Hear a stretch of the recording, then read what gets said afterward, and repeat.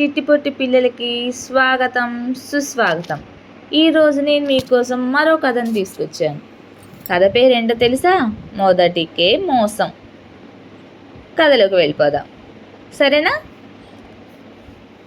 ఒక అడవిలో సింహం చిరుతపులి బాగా కలిసిమెలిసి ఉండేవట. అవి రెండు వయసు నుంచి ముసలితనం వచ్చే వరకు రెండూ కలిసే ఉండేవి. అవి ముసలివైపోవడంతో పెద్దగా వేటాడలేకపోయేవట.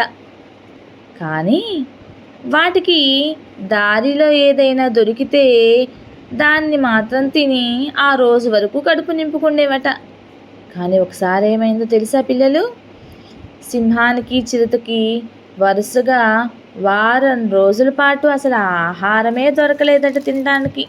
పాపం కదా, మనం ఒక రోజు ఆహారం లేకపోతే ఉండగలమా? కానీ వాటికి వరుసగా వారం రోజులు అంటే 7 రోజుల పాటు ఆహారం దొరకలేదట తినడానికి వాటికి. అయితే ఆకలితో అలమటించిపోయాయట. అమ్మో, ఆకలేస్తుంది అని. అలా ఆకలితో నకనకలాడుతున్నటువంటి సమయంలో వాటికి ఒక జింక పిల్ల కనిపించిందట. ఆ జింక పిల్లని చూడగానే సింహము చిరుతపులి చాలా సంతోషపడ్డాయట. అరే, మనకిప్పుడు ఇక్కడ జింక పిల్ల కనపడింది. మిత్రమా మన ఇద్దరం కలిసి ఆ జింకని వేటాడదాం, మన కడుపు నింపుకుందాం అనుకున్నాయట. అనుకున్నదే తడవుగా సింహం చిరుతతో ఇలా అందట. మిత్రమా, మనం ఎవరికి వారిగా ఒంటరిగా వేటాడితే జంతువులు పారిపోతాయి, మనకి చిక్కవు. అప్పుడు మన ఆకలిని మనం తీర్చుకోలేము. కాబట్టి ఈసారి మనం ఇద్దరము కలిసి వేటాడదాం. నువ్వు ఆ వైపు వెళ్ళు, నేను ఈ వైపు నుంచుంటాను. ఇద్దరం కలిసి చెరవు వైపు ఆ జింక మీద దాడి చేద్దాం అని అనుకున్నాయి. రెండూ కలిసి తెలివిగా వేటాడడంతో జింక పిల్ల దొరికిపోయింది. రెండూ కలిసి ఆహారం దొరికినందుకు చాలా సంతోషపడ్డాయి. ఇంతలో సింహం ఇలా అంది చిరుతతోటి. ఏ చిరుత, ఇద్దరం కలిసి వేటాడడం అయితే వేటాడాం, జింక పిల్ల దొరకనైతే దొరికింది, కానీ ఇలా వేటాడమని సలహా ఇచ్చింది నేను అని చెప్పని సింహము చిరుతతో అంది.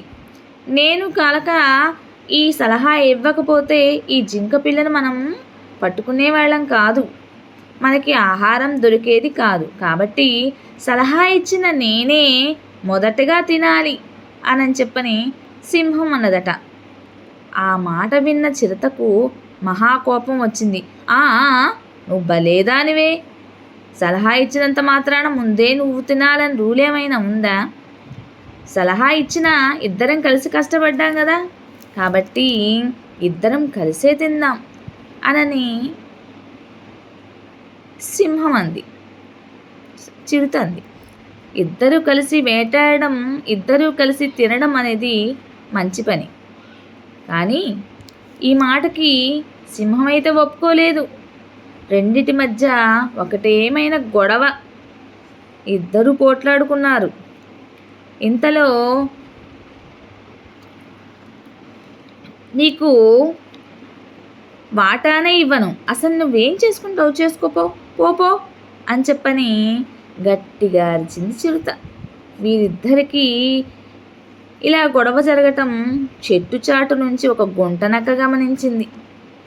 వృద్ధాప్యంలో ఆకలితో ఉన్నటువంటి ఈ రెండు జంతువులు ఎక్కువసేపు పోట్లాడుకొని అని చెప్పి నక్క తనలో తాను సంతోషపడుతూ ఉంది. అక్కడ జరుగుతున్నటువంటి విషయాన్ని బాగా గమనిస్తూ ఉంది. చిరుత సింహం గొడవ పడి అలసిపోయాయి. ఇదే సరైన సమయం అనుకొని నక్క గబాలను పరిగెత్తుకొని అక్కడ ఉన్నటువంటి జింక పిల్లని నోటితో లాక్కొని పారిపోయింది.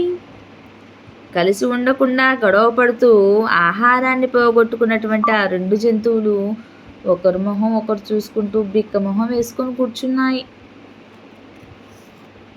అదే కలిసి ఉంటే కడుపు నిండా ఆహారం దక్కేది. చక్కగా ఇద్దరు కలిసిమెలిసి ఉండేవారు.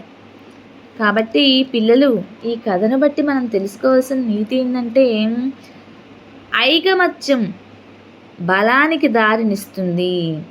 పోరాటం అనేది నష్టానికి దారి తీస్తుంది. కాబట్టి కలిసి మనం ఏ పనైనా చేయగలం. ఒకరికొకరు గొడవ పడటం వల్ల నష్టపోతాం తప్పితే ప్రయోజనం అంటూ ఏమీ ఉండదు. థ్యాంక్ యూ పిల్లలు. Bye bye. రేపటి రోజున కొత్త కథతో కలుద్దాం. బాయ్.